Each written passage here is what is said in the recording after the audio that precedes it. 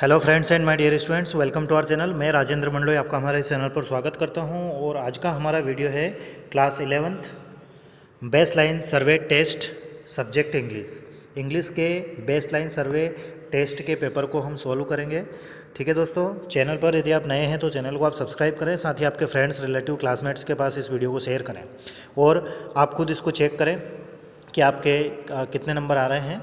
और ठीक है दोस्तों, तो चलिए देखते हैं। लोक शिक्षण संचालनालय बेस लाइन टेस्ट 2021 कक्षा 11वीं, विषय अंग्रेजी। 40 अंकों का पेपर था। यहाँ पर आपका नाम लिखना था, स्कूल का नाम लिखना था। इसमें एक महत्वपूर्ण पॉइंट जो है मैं आपको बता देता हूँ कि पार्ट ए एवं पार्ट बी में पृथक पृथक 8 अंक लाने वाले विद्यार्थी ही उस भाग में उत्तीर्ण माने जाएंगे। मतलब जो दो पार्ट है, पार्ट ए और पार्ट बी, तो कम से कम 8-8 नंबर आपको लाने अनिवार्य हैं। ठीक है दोस्तों, उसके बाद में यहाँ पर था, इसमें से आपके पास कौन सा डिजिटल संसाधन प्रतिदिन उपयोग हेतु उपलब्ध है। जैसे व्हाट्सएप है, टीवी है, कोई नहीं है तो उस पर आपको टिक करना था। जैसे मान लीजिए आपके पास व्हाट्सएप है, एंड्रॉयड मोबाइल, तो इस पर टिक करना था, जो भी है। अब पार्ट ए की बात करें तो read the following passage carefully and answer the questions given below it. Paragraph को पढ़कर नीचे दिए गए प्रश्नों के उत्तर देना था। तो पहला है, state two benefits of switching over to solar energy. Solar energy के फ़ायदे बताइए। तो यहाँ से आप इसका आंसर लिख सकते थे, it is good for our environment and in source of energy. ठीक है। अगला क्वेश्चन है, how do solar panels help in avoiding global warming. Solar panel जो हैं वो ग्लोबल वार्मिंग को कैसे अवॉइड करते हैं। तो यहाँ से इसका आंसर आप लिख सकते हैं, solar panel do not emit harmful green house gases that causes global warming. मतलब यहाँ पर एक वर्ड आया है एमिट, इसका अर्थ होता है फेंकना। ठीक है। क्वेश्चन नंबर 3 है, why is using solar energy a better option, है ना। ठीक है।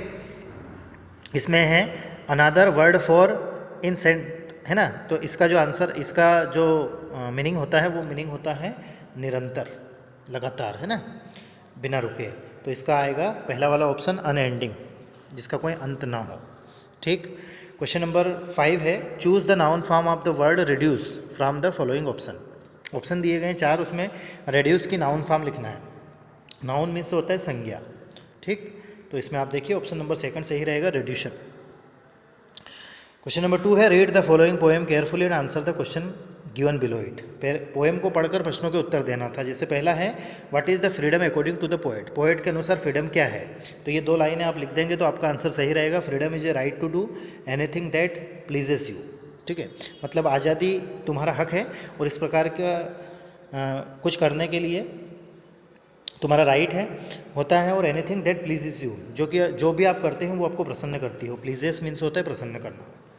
क्वेश्चन नंबर 2 है, what things should be remember. हमें कौन सी चीज़ें याद रखनी चाहिए। तो यहाँ से आप लिख सकते हैं, remember that it is certain wrong deprive nightingales of its song. यहाँ तक भी लिख सकते हैं और यहाँ तक भी लिख दिया हो आपने तो सही रहेगा पूरा, है ना।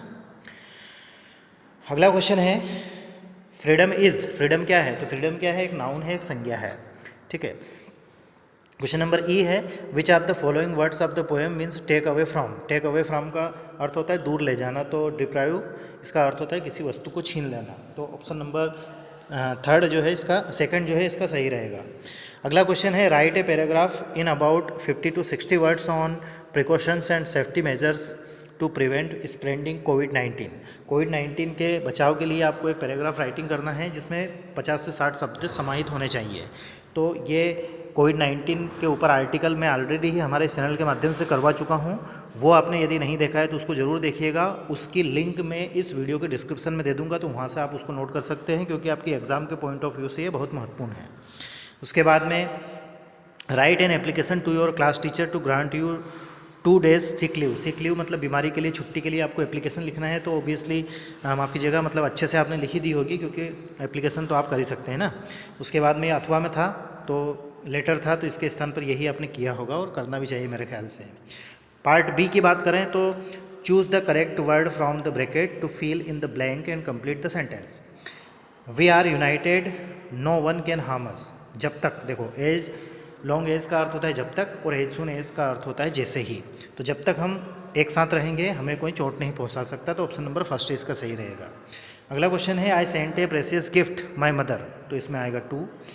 Ion is a useful metal. तो यहाँ आयन क्या है, एक मेटल है और किसी जो प्रॉपर नाउन है मीन्स मेटल है उसके नाम के आगे किसी भी आर्टिकल का यूज़ नहीं होता है, तो नो आर्टिकल यहाँ पर आएगा। नो आर्टिकल के स्थान पर कई बार वो फाई का भी यूज़ दे देते हैं, जैसे ए एन द और फाई। तो फाई मीन्स क्या होता है, नो आर्टिकल होता है, ठीक है। तो यहाँ पर नो आर्टिकल आएगा। एक जानकारी और मैं आपको जरूर दूंगा कि हमारे इस चैनल के माध्यम से कक्षा 9वीं से लगाकर 12वीं तक की इंग्लिश को हमने कवर किया हुआ है, जिसमें स्पेशली ग्रामर यदि आप पढ़ना चाहते हैं तो ग्रामर फॉर ऑल के नाम से प्लेलिस्ट बनी हुई है, जिसमें सारी ग्रामर दी गई है, हमने पढ़ाई हुई है। तो उसको चाहें तो आप अच्छे से डीपली देखें, जहाँ पर आपको जीरो आर्टिकल क्या होता है, नो आर्टिकल क्या होता है, एन द क्या होता है, सारी चीज़ें आपको अच्छे से मिलेंगी। अगला है the employees will be fired they work properly until, ठीक है, अनटिल आएगा। You have to wait the signal is green, तो इसका भी अनटिल आएगा, ठीक है। सॉरी, ये अनटिल नहीं, अनलेस है ना, तो इसमें अनलेस आएगा। Change the following sentence is instructed, जैसे Mohan was carrying a heavy bag into past indefinite tense. Past indefinite tense में चेंज करना है तो पास्ट इंडेफिनिट क्या होता है, पास्ट इंडेफिनिट में वर्ब की सेकंड फॉर्म का यूज़ होता है, ठीक है। तो इसका आंसर हो जाएगा देखो यहाँ लिख दिया है मैंने, Mohan carried a heavy bag. Question number 2 है the soldier saluted their commander. इसको क्या करना है, तो देखिए इसको क्या करना है, आगे लिखा हुआ है, इसको चेंज इनटू इंट्रोगेटिव, इंट्रोगेटिव करना है। तो इंट्रोगेटिव क्या होता है, इंट्रोगेटिव में हेल्पिंग वर्ब आगे आती है, ठीक है, और लास्ट में क्वेश्चन मार्क। तो इसमें देखो कौन सी हेल्पिंग वर्ब आएगी, सैल्यूटेड, वर्ब की सेकंड फॉर्म है और वर्ब की second form past indefinite tense में होती है, ठीक है। पास्ट इंडेफिनिट में हेल्पिंग वर्ब डिड का यूज़ होता है, तो आंसर क्या हो जाएगा, डिड द सोल्जर्स, सैल्यूटेड लिखा हुआ है तो सैल्यूटेड का सैल्यूट हो जाएगा, मतलब सेकंड फॉर्म फर्स्ट फॉर्म हो जाएगी, did the soldiers salute their commander और क्वेश्चन मार्क, ठीक है। अगले क्वेश्चन की ओर चलें तो he cut his nails last evening. सबसे पहले हम ये देखेंगे सेंटेंस किस टेंस का है, ठीक है। तो सब्जेक्ट है और वर्ब है, सब्जेक्ट के जस्ट बाद में वर्ब सिर्फ 2 ही टेंस ऐसे हैं जिसमें होता है, एक तो प्रेजेंट इंडेफिनिट होता है और एक पास्ट इंडेफिनिट। अब सेंटेंस क्या है, यदि ये प्रेजेंट इंडेफिनिट का होता तो इसकी वर्ब की फर्स्ट फॉर्म जो कट है उसमें एस या फिर ई एस होता, क्यों, क्योंकि सब्जेक्ट सिंगुलर है। तो यहाँ पर ये सेंटेंस जो है किसका हो गया, पास्ट का हो गया, मतलब ये सेकंड फॉर्म है। कैसे, क्योंकि इसकी तीनों फॉर्म एक जैसे होती है, कट कट और कट, ठीक है। तो नेगेटिव करेंगे तो क्या हो जाएगा, he did not cut nails last evening. अगला है if done have work and work your question mark. Question mark दिया हुआ है तो ये इस बात को इंडिकेट कर रहा है कि सेंटेंस जो है वो इंट्रोगेटिव होना चाहिए। तो सबसे पहले हम हेल्पिंग वर्ब लगाएंगे, तो हेल्पिंग वर्ब आगे आ जाएगी have you done your work. अगला है 7वां क्वेश्चन है use correct participle present past and present past और परफेक्ट। मतलब यहाँ पर वर्ब की तीनों फॉर्म की बात बोल रहा है वो, फर्स्ट फॉर्म, सेकंड फॉर्म और थर्ड फॉर्म, ठीक है। तो जैसे पहला है the sun looks quite red, तो यहाँ पर जैसे ये यूनिवर्सल ट्रूथ है और यूनिवर्सल ट्रूथ में जो यूनिवर्सल ट्रूथ होता है वो हमेशा प्रेजेंट इंडेफिनिट में होता है, तो यहाँ पर आएगा राइजेज, ठीक है, इस पर ध्यान नहीं देना है आपको। अगला है वर्क कैन बी अनडन, तो यहाँ पर आएगा डन। क्यों आएगा, क्योंकि ये एक इडियम है, इडियम मीन्स ये एक मुहावरा है, ठीक है। इंग्लिश में जैसे हिंदी मुहावरे होते हैं ऐसे अंग्रेजी में भी मुहावरे होते हैं। तो work done can not be undone, मतलब जो हो चुका है उसे कोई बदल नहीं सकता। Having completed the education he applied for the job, इसमें कंप्लीटेड आएगा। क्वेश्चन नंबर 8 है fill in the blanks with the right option given and complete the sentence. जैसे सन सीम्स टू गो। अगला है everyone attended the class Rohit except. देखो तीनों का अर्थ आपको समझना है। इसका अर्थ होता है स्वीकार करना, इसका अर्थ होता है के बिना या के अलावा, और एक्सपेक्ट मतलब आशा रखना, उम्मीद करना। तो यहाँ पर ऑप्शन नंबर 2 सही आएगा, मतलब सभी ने क्लास अटेंड की रोहित को छोड़कर। Do not leave the room you finish the assigned task, तो इसमें अनटिल आएगा। अब हैं change the following sentence into reported speech. ये नरेशन वाले हैं, जैसे डायरेक्ट स्पीच को इनडायरेक्ट स्पीच में चेंज करना है। डायरेक्ट स्पीच माफ़ कीजिए नरेशन हो, direct indirect, active voice passive voice हो, चाहे कोई सी भी ग्रामर हो, सभी को हमने अच्छे से कंप्लीट किया हुआ है और उनकी प्लेलिस्ट मैंने बना दी है ग्रामर फॉर ऑल के नाम से। तो यदि आप नरेशन पढ़ना चाहते हैं, एक्टिव इंटू पैसिव पढ़ना चाहते हैं, डिटर्मिनर्स पढ़ना चाहते हैं, प्रीपोजिशन पढ़ना चाहते हैं, तो सारी चीज़ें ग्रामर फॉर ऑल के नाम से जो प्लेलिस्ट है उसमें जाकर आप जरूर देखें। फिलहाल इन क्वेश्चंस के आंसर हम देखें तो पहला क्वेश्चन जो है उसका आंसर होगा he asked me if I had finished reading the newspaper. इसमें रूल्स एंड रेगुलेशन होते हैं, जैसे यहाँ पर इफ़ क्यों आया है ना। तो ये मैं आपको बता दूं कि सेंटेंस ये रिपोर्टेड स्पीच है, ये एक क्वेश्चन है इंट्रोगेटिव है, और जब इंट्रोगेटिव होता है सेंटेंस तो उसमें इफ़ या फिर वेदर का यूज़ करते हैं। किसका यूज़ करते हैं? वेदर का यूज़ करते हैं। दूसरा रूल इसका ये है कि जब हम इनडायरेक्ट स्पीच में चेंज करते हैं तो इन्वर्टेड कॉमा हट जाता है, दोनों वाक्यों को एक कनेक्टर से जोड़ा जाता है। यहाँ पर हमने इफ़ कनेक्टर का यूज़ किया है। दूसरा ये है कि यहाँ पर हम आस्क्ड के स्थान पर इंक्वायर्ड भी यूज़ कर सकते हैं। क्यों? क्योंकि यहाँ पर जानकारी ली जा रही है।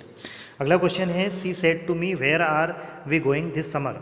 तो इसका जो आंसर होगा वो आंसर होगा she told me where she was going that summer. ठीक है ना। सेड टू का टोल्ड हो जाता है, और यदि कोई सेंटेंस जो रिपोर्टेड स्पीच में है वो WH वर्ड से स्टार्ट होता है तो कनेक्टर के रूप में उसी का यूज़ हो जाता है, और बाकी जो बचता है उसको असर्टिव मीन्स सिंपल सेंटेंस में करके लिखते हैं। ठीक है दोस्तों, और आगे चलें तो she said to me I don't believe in your story. तो इसका जो आंसर होगा वो होगा she told him that she didn't believe in his story. अब ये कैसे हुआ, ये जानने के लिए आप नरेशन के रूल्स एंड रेगुलेशन हमारे चैनल के माध्यम से जो हमने नरेशन पढ़ाए हैं उसको आप ज़रूर देखें। उसके बावजूद भी यदि आपको किसी प्रकार का कोई डाउट या कोई क्यूरी रहे तो आप कमेंट्स कर सकते हैं। अगला क्वेश्चन है match the words in column A with their meaning in column B. जैसे अनकैनी तो इसका होता है strange, difficult to explain. Accomplish इसका होता है finish, successfully achieve. Chaos, chaos का अर्थ होता है complete confusion and disorder. To get in to draw, इसका जो मीनिंग होता है वो होता है a quarrel or an argument. तो टोटल हो जाएगा 3412। ठीक है, ठीक है दोस्तों, तो ये क्लास 11th इंग्लिश का जो बेसलाइन सर्वे का हमने एनालिसिस किया है। किसी प्रकार का कोई डाउट या कोई क्यूरी रहे तो आप कमेंट्स कर सकते हैं। अपने फ्रेंड्स, रिलेटिव, क्लासमेट्स के पास इस वीडियो को प्लीज़ शेयर कीजिएगा ताकि वह भी अपना एनालिसिस कर पाएँ। इसी प्रकार की तैयारी आप करना चाहते हैं तो हमारे चैनल को सब्सक्राइब कीजिएगा, साथ ही आपके फ्रेंड्स, रिलेटिव, क्लासमेट्स के पास शेयर करना ना भूलें। Thank you very much for watching and please take care of your self. Thank you once again.